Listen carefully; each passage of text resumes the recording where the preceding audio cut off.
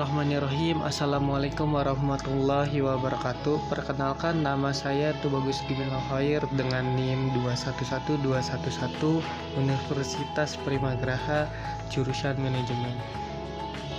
Kali ini saya akan menjelaskan yaitu mengenai materi evaluasi kinerja. Pertama, yaitu ada konsep-konsep kinerja dan produktivitas. 1. Pengertian kinerja dan produktivitas, yaitu arti kinerja. Kinerja performance berarti presentasi kerja, pelaksanaan kerja, pencapaian kerja, hasil kerja untuk kerja ataupun penampilan kerja. Kinerja presentasi kerja adalah hasil kerja secara kualitas dan kuantitas dalam melaksanakan tugas sesuai dengan tanggung jawab yang diberikan kepada pemangku negara. Selanjutnya yaitu adapun produktivitas. Produktivitas adalah hubungan antara kualitas dan dihasilkan dengan jumlah kerja yang dilakukan untuk mencapai hasil, sains dan PAUD. Menurut produktivitas mencakup dua konsep yaitu daya guna efisiensi dan hasil guna efektivitas. Daya guna menggambarkan tingkat sumber-sumber manusia, dana dan alam yang diperlukan untuk menguasakan hasil tertentu, sedangkan hasil guna mengembangkan akibat dan kualitas hasil yang digunakan. Kemudian, produktivitas berhubungan dengan banyak masukan dan keluaran. Produktivitas meningkatkan bila keluaran tertentu dengan masukan yang lebih sedikit atau masukan tertentu mengakibatkan keluaran yang lebih besar. Rumus produktivitas sama dengan efisiensi plus efektivitas. Kesimpulannya yaitu kinerja lebih menekankan kepada hasil kerja atau output, produktivitas menekankan kepada rasio input dan output. Jadi keluaran produktivitas adalah kinerja. Selanjutnya yaitu beberapa macam kinerja dan produktivitas. Adapun kinerja pegawai, kinerja keuangan, kinerja penjualan, kinerja produksi, kinerja perusahaan. Selanjutnya, adapun produktivitas kerja, produktivitas modal, produktivitas organisasi, produktivitas produk. Selanjutnya yaitu adapun konsep evaluasi. Arti evaluasi yaitu suatu proses untuk menyediakan informasi tentang sejauh mana suatu kegiatan tertentu telah dicapai, bagaimana perbedaan pencapaian itu dengan suatu standar tertentu, untuk mengetahui apakah ada selisih di antara keduanya, serta bagaimana manfaat yang telah dikerjakan itu apabila dibandingkan dengan harapan-harapan yang ingin diperoleh. Selanjutnya yaitu adapun model evaluasi, gambar yang sudah tertera yaitu keterangannya. Kalau A, faktor yang akan dievaluasi, A, B, apa yang diharapkan dari faktor A, B, D, rentetan mengenai harapan atas faktor A jika ada, A, C, fakta-fakta mengenai A, C, E, proses analisis data A, C sehingga menghasilkan nilai. D, E adalah GAP, yaitu perbedaan antara harapan D dan kenyataan E. F sama dengan suatu tolak ukur untuk menilai GAP. G adalah hasil evaluasi menggunakan blok huruf F. H adalah hasil evaluasi menggunakan tolak ukur F. GI tidak lanjut hasil evaluasi. Kemudian adapun evaluasi kinerja. 1. Definisi evaluasi kinerja dan manajemen kinerja. A. Definisi evaluasi kinerja. Adapun dari pakar Mondi dan Nau tahun 1990, evaluasi kinerja adalah sebuah sistem formal untuk memeriksa atau mengkaji dan mengevaluasi secara berkala kinerja seseorang. Kemudian adapun dari Levation Cashill 1992, evaluasi kinerja adalah uraian sistematik tentang kekurangan atau kelebihan dan kelemahan yang berkaitan dengan pekerjaan seseorang atau sebuah kelompok.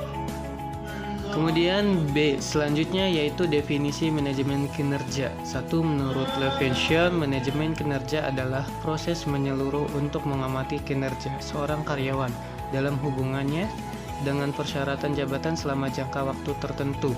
Manajemen kinerja sebagai suatu proses untuk menciptakan pemahaman yang sama tentang apa yang harus dicapai dengan pengolahan karyawan dan sedemikian rupa sehingga meningkatkan kemungkinan tercapainya tujuan.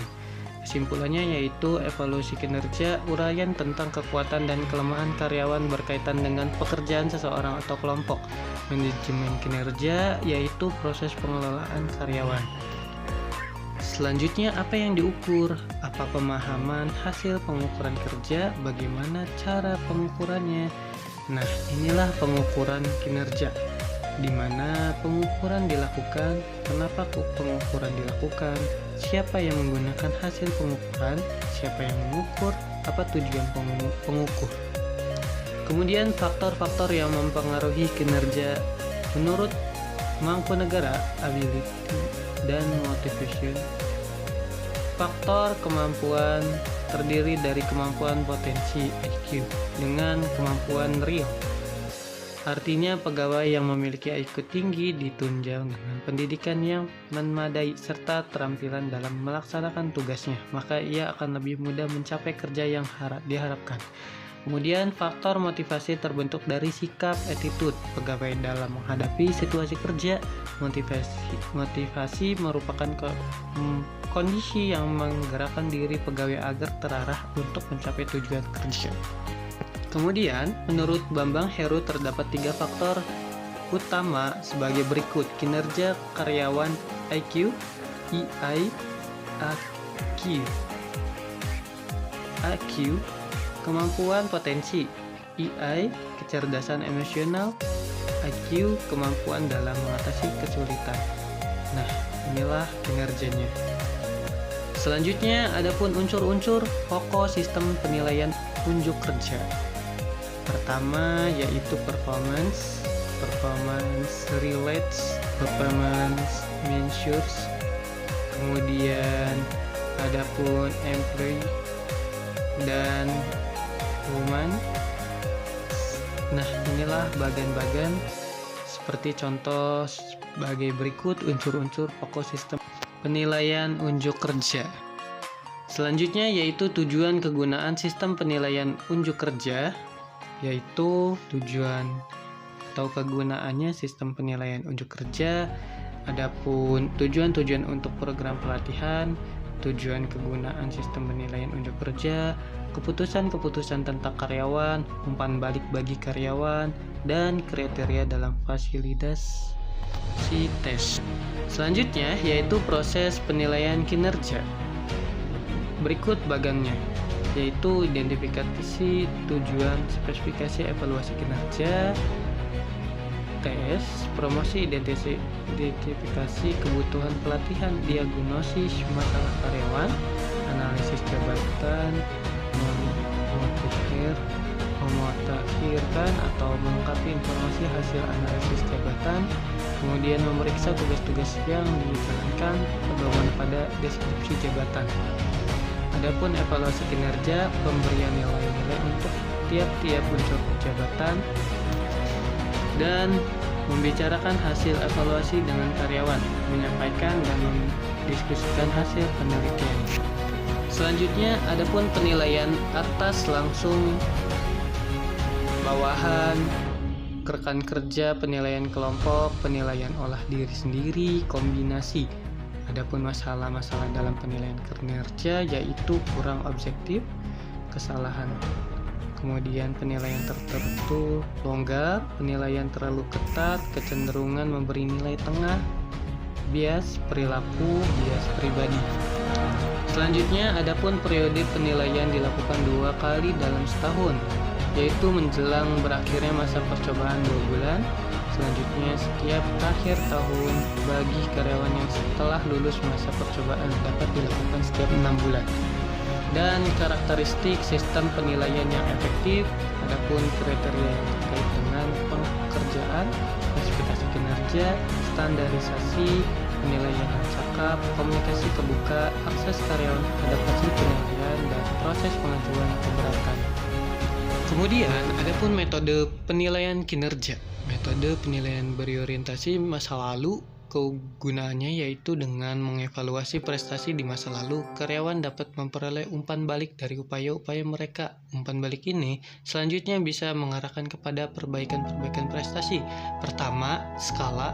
kedua daftar pertanyaan, ketiga metode dengan pilihan terarah, keempat metode peristiwa kritis, kelima skala peningkatan, keenam metode peninjauan, ketujuh tes dan observasi prestasi, kedelapan pendekatan evaluasi komparatif. Adapun metode peringkat, distribusi terkendali, metode alokasi angka. Kemudian yang terakhir yaitu 3 metode dalam CAP. Metode peringkat, yaitu metode ini berarti seorang beberapa penilaian menentukan peringkat bagi sejumlah karyawan. Kemudian metode distribusi kendali. Distribusi kendali adalah metode di mana penilaian menggolongkan karyawan yang dinilai ke dalam klasifikasi. Selanjutnya metode alokasi kerja. Metode ini yang terjadi ialah bahwa penilaian memiliki nilai dalam bentuk angka kepada semua karyawan yang dimiliki. Terima kasih, sekian. Assalamualaikum warahmatullahi wabarakatuh.